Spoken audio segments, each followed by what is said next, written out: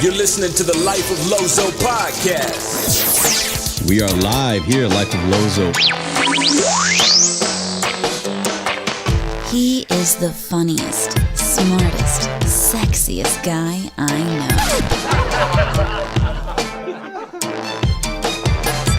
Lozo is now live. Yo, on this episode, I interview another Day One sponsor and my personal bespoke tailor, Daniel Motorca. We get a tour of his shop and discuss his upcoming 5th season DM Couture fashion show. Check out the TailorShopInc.com and DanielMotorca.com for details, or visit at Daniel Motorca on Facebook and Instagram. Thank you to our sponsors, Stay Tuned Studios and Tailor Shop Inc., 03 Productions, The Beat Brigade, Rhyme Designs Clothing, Ronz Work Guitars, The Music Experience, Custom Shirts and more, TheMishmash.com, and Jack's Nutrition. Let's go.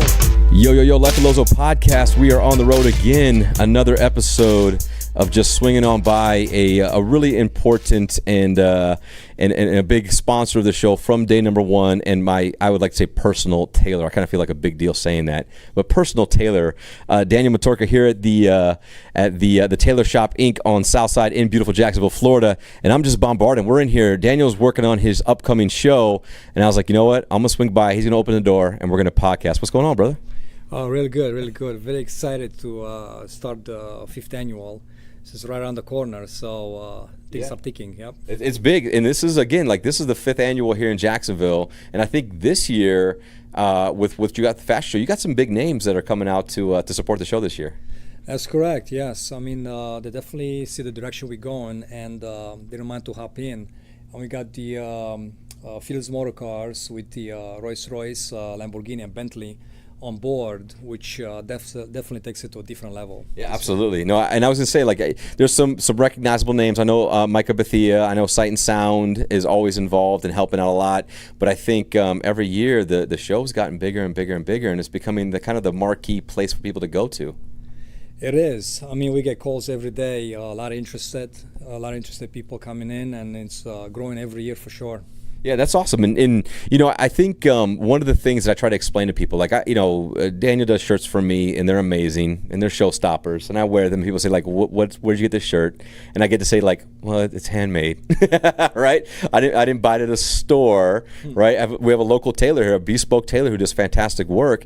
And one of the things that I've appreciated the most is, is the couple of years now that I've had these shirts, man, they wear great. Like, they don't fall apart. The stitching's fantastic. The colors stay fresh. And they're just really high quality shirts. And a lot of people ask, like, well, like, that's crazy. I can't afford a shirt that expensive. And what I find out is most people are spending about the same amount of money buying kind of ready-to-wear shirts from different malls and different high-end shopping places, but they lose the ability to them to be really, really custom.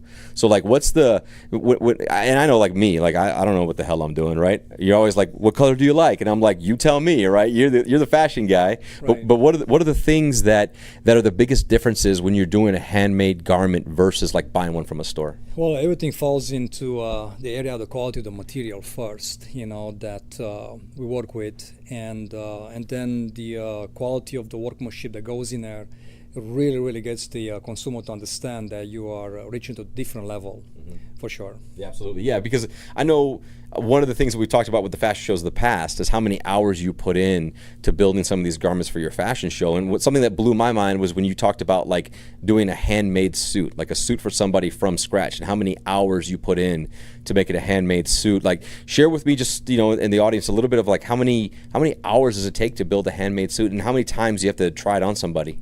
Well, it's not an overnight job for sure. I mean, we start minimum 40 hours to construct a full handmade suit, and it goes up from that point. It depends on the customer needs for sure. Yes. And then as far as, like, so over here, when you kind of walk into the Tailor Shop Inc., the first thing that you'll see is a lot of really cool garments and colors and everything everywhere, and fabrics and books and the whole deal. But I know the few times that we've spent some time over here at the first table is just on the different styles and the different, I guess, qualities of fabrics for suits. What are the big brands that you carry that you're most proud of? Well, the number one leader in the world is Loro Piana. They never stop to amaze me every season what they can come up with. So I'm ready just to put my skill to work, just to prove how these two things can work together. The performance in the material and my skill, the designs, and then the finished garment. And we have the secondary line is Dormel. That's, again, they work hand in hand. and they take number one lead so far. Yeah, that's awesome. And let's walk over here real quick, because I just want to feel like one of the things that I always appreciate is you are always like, hey, feel this, feel that, right?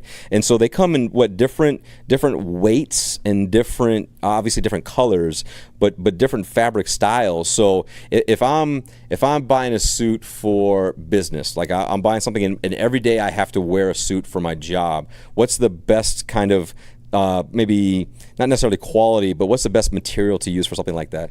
Well, first we step to Super 120s, 150s. We measure the density in the fiber that has the strength, the way it drapes and fall in each garment, and the durability. Make sure they hold for very, very many years. The consumer, they wear it, they want to just to keep going, and definitely something that doesn't fall apart very easy, you know. Yeah, and then so with the I guess the lighter the fabric, then the lighter the feel. So like if you as like a linen, like the lightest fabric that's out there. We work with the silks. They are the worsted silks, like Super 150. That's the lightest. It's called Summer Tasmanian.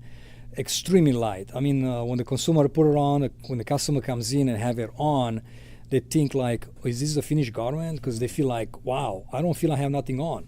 So definitely the customer, they can tell the difference between a regular suit and these high-end Summer Tasmanians that we work with, especially here in Florida.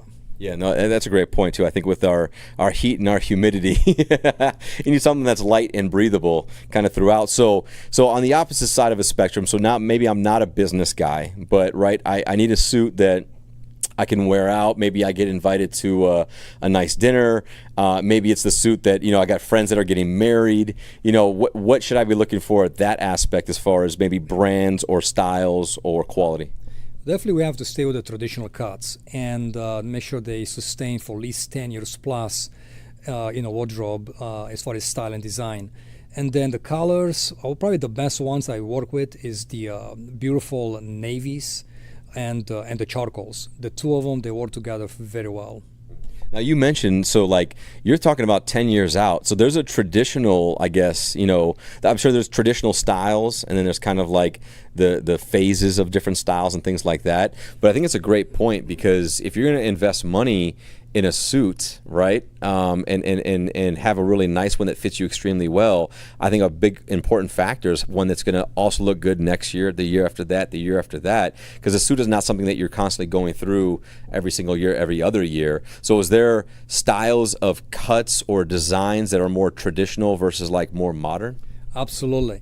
As long as we stay with the classics, we put the customer in a good spot to make sure they get the style for a long time, is the notch lapels, 2-button, double-breasted, very clean fronts. Make sure we don't overbuild the shoulder pads.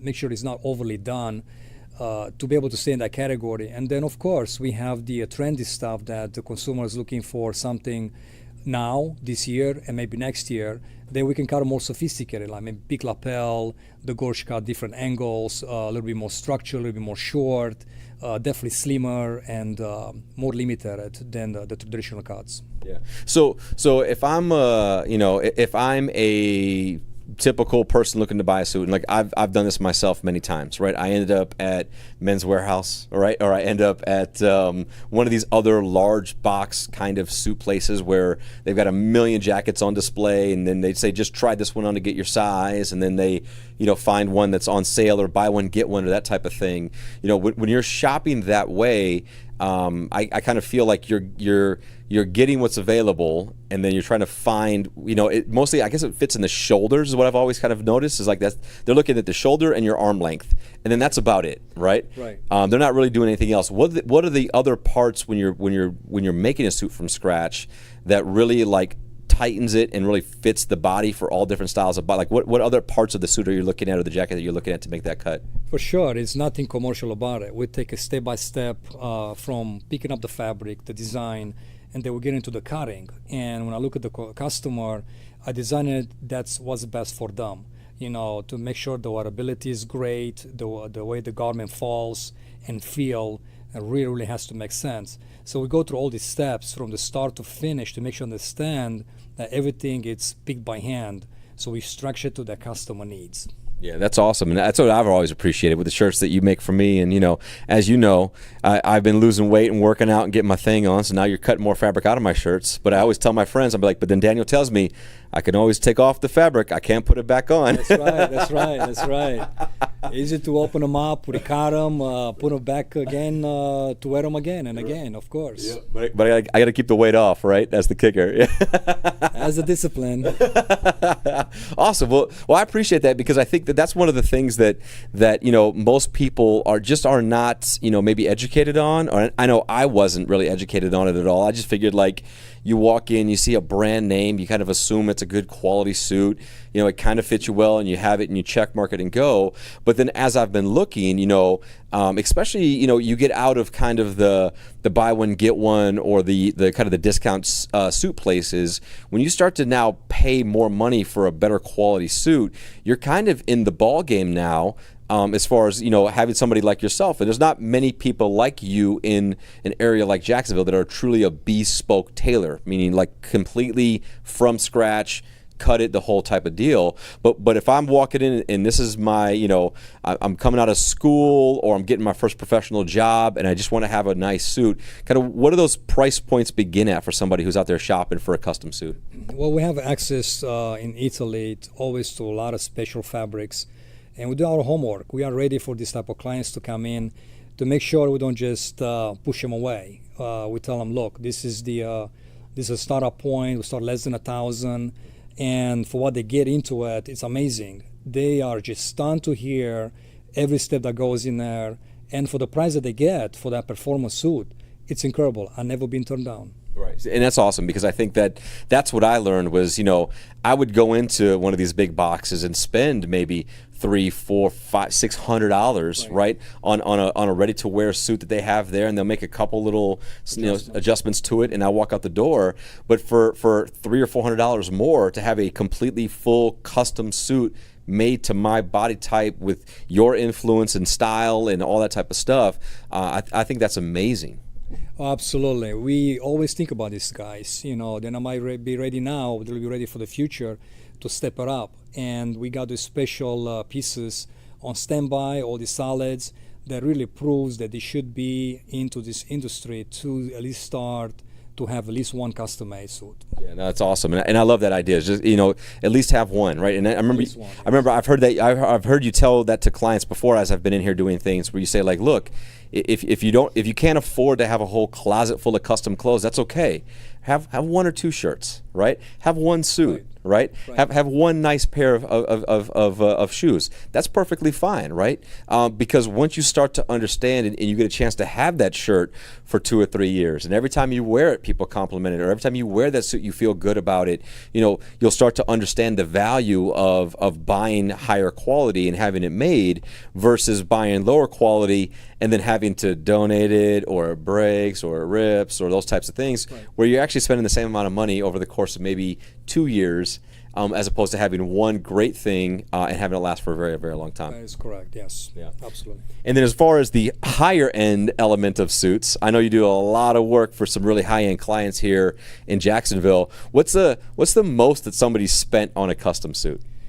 The most average suit is probably around $1,800, $2,500, $3,500, and some of the clients are not shy to go up to $5,000. Wow. Right. Right. We are ready for them. I mean, every time they said, I never ask the price. Mm-hmm. They just, I like this one, I like to get it done. So they have a clear understanding what they're purchasing. Absolutely. Right. And you're doing, again, just the work, the quality, the fabrics. This is, if you come and look at these books here at the Tailor Shop Inc., this is the same books that you're looking at in New York, in Miami, in LA. It's the same, same connections from Italy, same fabrics, all that type of stuff, which is really, really impressive. Number one leaders in the world. I mean, you see them on Savile Row in England and Huddersfield. I mean, Loro Piana has been amazing. Every season, we can't wait to see what they can come up with every season. There's so much more ahead. They work every season are 2 years ahead than what we make right now. So I can't wait to see what's 2018 and 2019 coming up.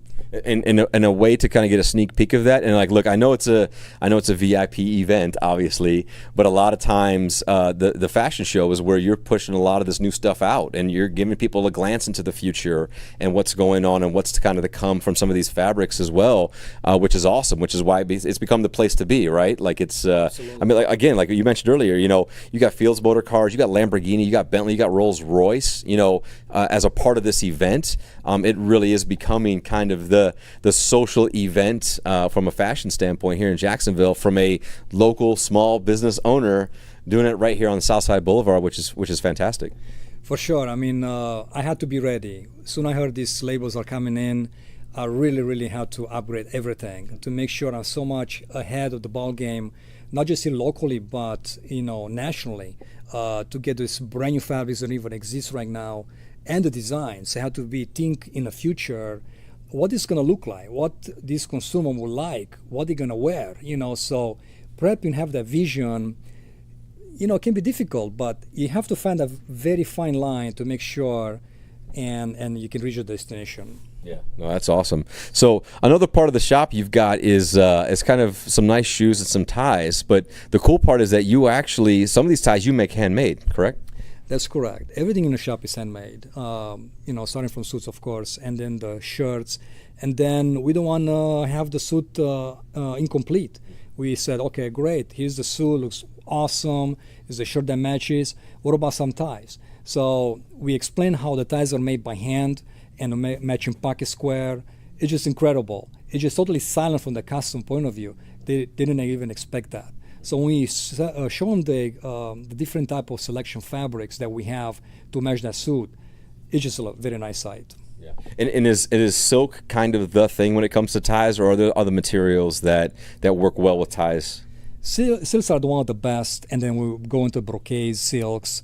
It's all the technique that goes in there and the linings. That's the whole idea behind it. How, if it's cut in the right angle, definitely has to be cut in a bias. But everything cuts into a specific dimensions to make sure when you tie the knot, it doesn't become too big or too small. Make sure the width, the tip, it's not too wide for the dimension of the customers. So all of this have to be taken in consideration. Nice. So if you had to tell me which tie I should wear, like what would you suggest as far as a size, a color, a style of tie for me and my body type? Well, I'm a great listener. I always ask the customer, what would you like? And it's definitely far away from what I'm thinking. And I'm a very patient guy. I'm just sitting back and just enjoy the ride. And then you let them absorb the colors, the shapes, not even near what will look best for that specific customer. And then when I step up to the plate, I said, look, this is the fabric that goes with this suit. Let's try this angle, and explain to you why, to keep the proportions correctly, how the lapel falls, and what the dimensions are for the first close-up button, the drop in the jacket, and everything. And it's just like, the answer is like, perfect. I want 3 of this. Yeah.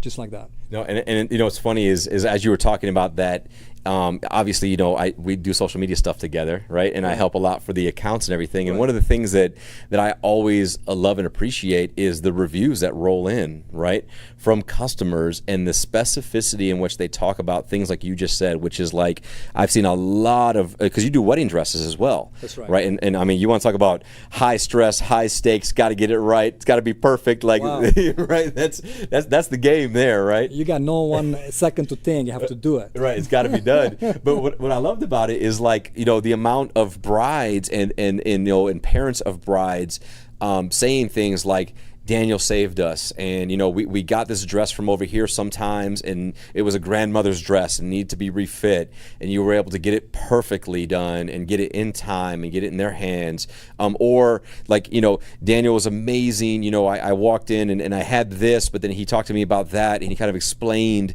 why this was important, or why I should think about this other thing, and we went that way, and it was exactly what I should have wanted. So I think a big part of being successful in this business is what you just talked about, which is just listening and observing and getting the data from the customer about what's important to them, what's their vision for it.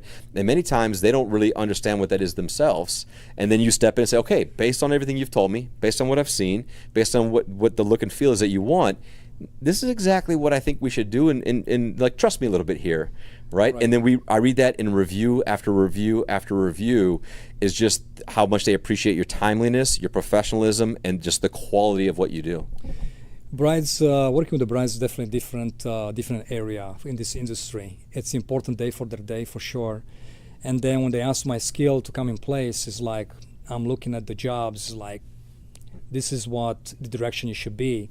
And I've been questioned many times over, things done the way they're done out there. But the expectations of the brides are, I'm here to listen. So I always make sure I deliver what they ask for. We'll go to different levels of fittings. It's definitely a process, not something that can happen overnight because those pieces are so big and it's so detail oriented. It takes a lot of time to adjust and to make them to look to the bridal expectations. Absolutely, and I like that you got a bride room here and everything, yes, with all the mirrors and a private space, and a couple times I've been in, I've seen that, right, and it's super cool and awesome to see, bridesmaids and parents and picking out that dress. It's a big deal, but I think I think you're spot on with some of those things. Is that many times in other places, it's you get it, you try it, they clamp it in your back, right? That's correct. They make a couple of adjustments, and then it just doesn't fit right. Very minimal. Yeah. As soon as you step in my zone, I take full control. I already know what the gown is going to look like, what it should look like. But I'm listening to the bride. I'm always a very good listener, and we start the processing, try to tell her the steps they require to reach the level. And they have a very clear understanding, and we're getting back in a couple fittings. And we get all kinds of different jobs. We get dresses that have been worn by the grandmother. They have a significant value in a family. And, as materials, they get older, they tarnished. And we are able to bring them back to life, like to original color. They start the assembling and design process. And to change something from 10 years, 15 years back to make it up to date, that's an extreme challenge. Not something you can call for extra fabric. Right. You made a mistake here, Yeah. It's like you're making a shirt out of pocket square, basically, So you have to be really careful what steps you're taking because not just the job, that's a very important day. Absolutely. No, I don't think it gets more important than that, right? Absolutely. Awesome. So we mentioned earlier, so you got some shoes. So talk to me about kind of the brand shoes and what you're carrying now in the store. Well, we got the business line by Zelli out of Tuscany, Italy. They've been on the market for some time, and that's a good addition for the shoes what we make. Like extremely handmade, very well handmade shoe. We have some business line, and then we have the exotics, the crocodile caimans and the ostrich. We have the loafers for the car enthusiasts that not everybody wears a suit. We have a line for sport jackets. A lot of people get out there to have fun and just drive their exotic cars. And they don't want to wear tennis shoes coming out of a high-end car. Of course, they want to look for something different to look great with the pieces that we made. So I figure these drivers are a phenomenal addition for what we do. Yeah. Absolutely, it's a good cross cut of everything from the professional work environment to even like black tie events, all the way down, to a high quality shoe, but made for just leisure and for comfort and that type of thing, and all different colors for all different styles. That is correct. Not everybody is out there to have formal events every weekend. We got clients that like to hang out in resorts, golfing, have different lifestyles. And we are ready to provide any type of service for everybody. That's awesome. And so a guy like me, and when we first started talking, and I was like, hey, I wear a lot of jeans, right? Constantly. That's a starting point. Right, that's a starting point, right? And so like for those that are maybe thinking about that, like maybe they're not at the level yet where they're thinking high-end luxury shoes, custom suits, things like that, but we're thinking of some nice button-ups, things that I can wear with a pair of jeans. I can go out, for a night, for some drinks and dinner, or maybe for kind of a business casual, but jean casual type of work environment. What are the first things that you start thinking about when I want to pair a shirt up with a pair of jeans? Right away, when we see a jean person coming in, we're shifting gears. I'm ready for this. We switch on linens. We got some very fine fibers that we can create trousers and make it casual, so you have to feel overdressed in your days off. Of course, you want to be comfortable. You want to feel like going to work every day. And then the designs, you have to make them look more casual and fun to wear. Absolutely. That's what I've appreciated is I think just the colors and the shirts that you've done for me, I would have never picked because I just don't know any better. But as you mentioned earlier, just like seeing what I wear, seeing what I'm comfortable in, seeing what I like, and then pairing things to kind of already fit whatever my style is, but also give it a little bit of lift, right? Like give it a little bit of fun, a little bit of just some colors that I wouldn't normally pick. But when I wear these shirts, many times people are like, oh, that shirt, that's just so you. Right, and I didn't pick any of it at all. That's right, that was you. And I do that to my customers. They come in, they ask me, can I have some custom shirts made? Of course, yes. And I throw one as a complimentary just out of the blue, like very different from what they're comfortable with. And they come in, they pick it up, they look at it as like, whoa, I didn't pick up this wild check. I didn't pick up this salmon shirt, or this is crazy. This is what I asked for. I said, sir, here it is. This is what we offer. Try it out. And a minute later, they called me up like, you know what? This is the best shirt I ever owned. I got nothing but compliments on it. So here he is, stepping up to the level that a customer never will on his own. And we really got to gain an extra customer to believe exactly what we do. Yeah, one of my favorites, and I know he's sponsored the show for the last couple of years, but Micah, and his suits and his shirts, and he likes them loud and proud, and I love them because they got a lot of color, a lot of spaz. I mean, he's a jazz guy, and it shows. He's got to be probably one of your most favorite customers for just like doing really, really cool stuff. Yes, he's a true artist, and he has a lot of patience. He understands to work with me and to wear something that I made. You have to plan in advance, not something I can do like overnight with the time that goes in to make those garments. And he comes in, I have this affair, tells me a month, 2 months from now, and he just leaves it up to me. It's like, wait, you have to pick up the fabric. And he was like, no, you have to use your imagination. It doesn't work like that. What about if you don't like it? And he walks away, he goes like, I own so many garments in the past. There's not something I don't like, you know? So I'll see you in a month. Right, just like that. That's Very awesome, simple. and he looks great. He looks like an Instagram model, man. The guy, the suits, the shirts, it looks fantastic every time. And as soon as I see it, I'm like, that's DM all day long. Yeah, he gets the compliments and with the transfer, and it's like overwhelming for him, and it's very refreshing and rewarding for me. That the time I put in there, just having a customer to trust, and when you make a garment, not even look at the fabric what I pick, that tells you a lot. Absolutely. Cool. Well, I want to head to the back because I've been in the back one time before when we were doing the show a couple years ago. I came back and got some video footage, and I was just like poking around. I'm like, it's so cool to kind of be behind the scenes here with just the amount of, you got ironing boards, sewing machines, I mean, all different colors of what is this? All the different threads and supplies and everything like that. It's amazing. But you literally, it appears like you have everything for every color for every reason. Right. Well, everything happens here. You know, without this shop, nothing will happen in the front. You know, any demand, any order that comes to the doors have to be ready. Supply to anything, colors, threads, zippers, linings, fuse, you name it. You have to be ready for such a task. And the machinery, you know, we have to have the proper machinery, different sprees, different machines that does different process, stitch, and all the supplies that we need to put such a job together. Yeah. So I know we've talked about it before, but for the audience's sake, just give me a little bit of kind of just history of how you got into the industry and then what brought you to Jacksonville, Florida. Wow, going back years and many, many years, I figured becoming a tailor and designer, it won't come just overnight. You have to put a lot of time in this, not just school and technology, but put the time in there to become better. And I realized only with patience this will come in place. Mm-hmm. Absolutely. And so you did some high-end tailoring for some big companies. Then you kind of went out on your own and did some stuff like that. And so how long have you been specifically in Jacksonville with the Tailor Shop, Inc.? Well, I've done for big labels out there, the leaders labels in the world for sure, and I learned a lot. And moved in Jacksonville in 91 and observed the market. Of course, there's nothing here, nothing to do with fashion. I figured this is not a place for me. I looked in Miami, New York, so it seemed very promising. If something told me I should settle here. And when I opened up shop, it's like, wow, it's a tailor here, and it just started picking up from that point. Through the skill and imagination, just making garments for customer needs every day. and pick up from that. Absolutely, yeah. And I think it's cool to see it kind of come from you settling here, starting the business, building your clientele, kind of growing, then taking your step out and doing your first fashion show, right? Starting that, and then now we're on season 5, and it just continues to get bigger and bigger and bigger.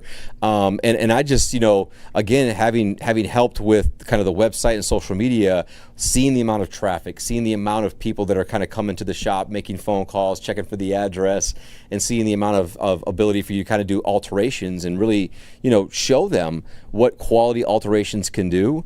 But at the same time, it's kind of introducing people to what custom tailoring is, through the ability to do something small and cool, but also very, very high quality. Right. I mean, people come in for repairs, adjustments, and we are happy to take it. Absolutely. That was my first thing I started the business with, repairs, adjustments, and any other type of alterations. And slowly we introduce our industry and pick up clients and then build out from that. Mm-hmm. Absolutely. So some of the machines back here, and I mean, you got scissors of all sizes.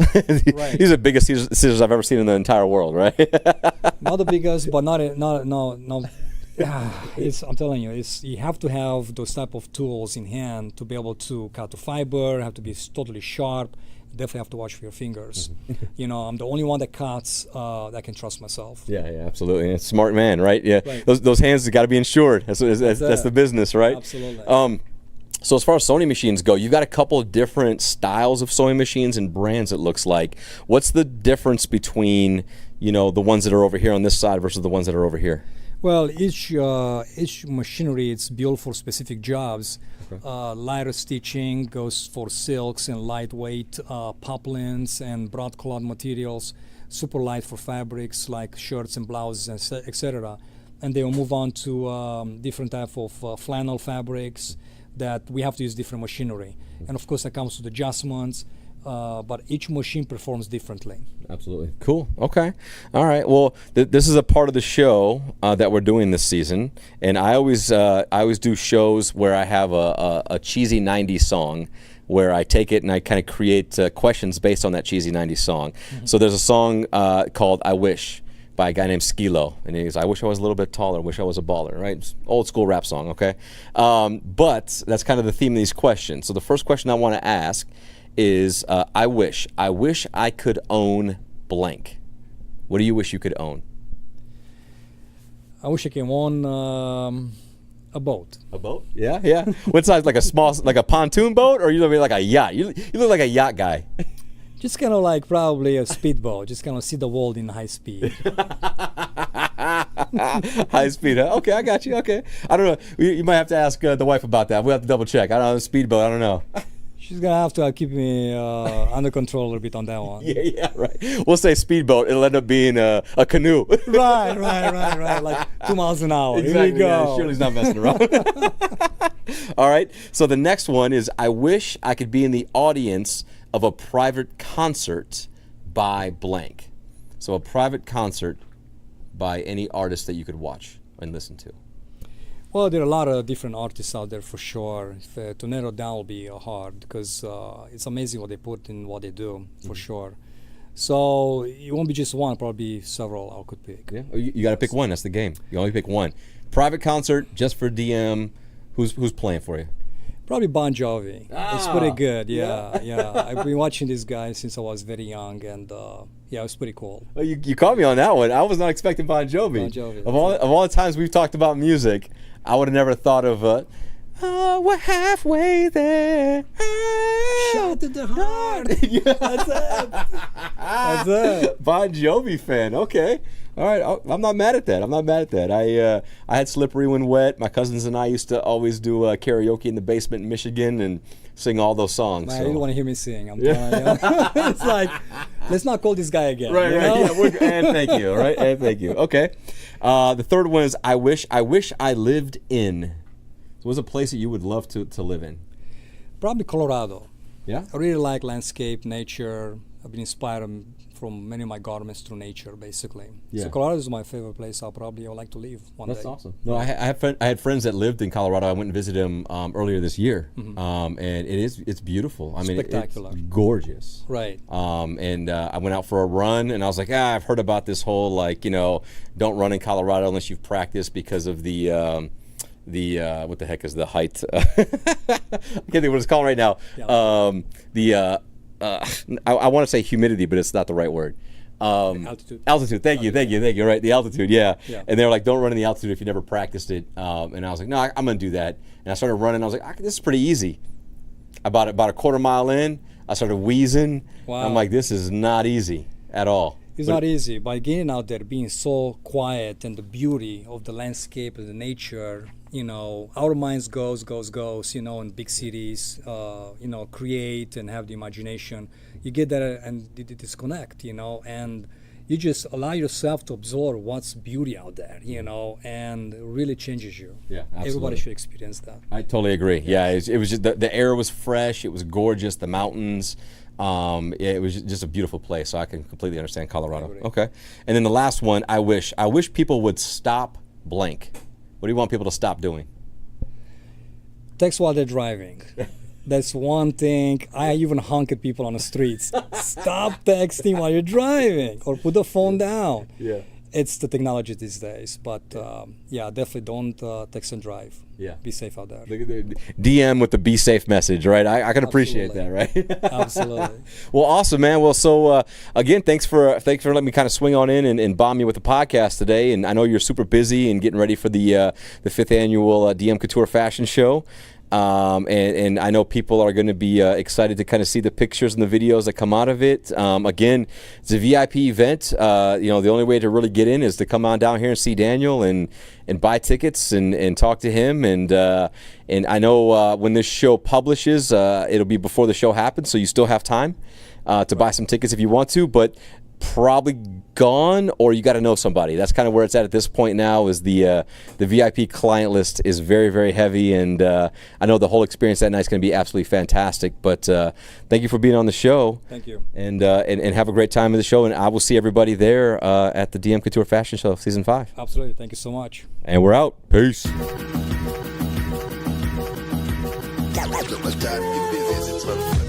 The Life of Lozo podcast is brought to you by Stay Tuned Studios, STS Podcast, The Tailor Shop Inc., 03 Productions, The Beat Brigade, Rhyme Designs Clothing, Ronz World Guitars, The Music Experience, Custom Shirts and More, Local Goods Market, The Art of Kyle Willis, The Josh Saman MMA Foundation, TheMishmash.com, and of course, Jack's Nutrition. If you like the episode or the show, please like, share, review, get the word out. I appreciate y'all. We will talk to you guys next time. Have a great week. Peace.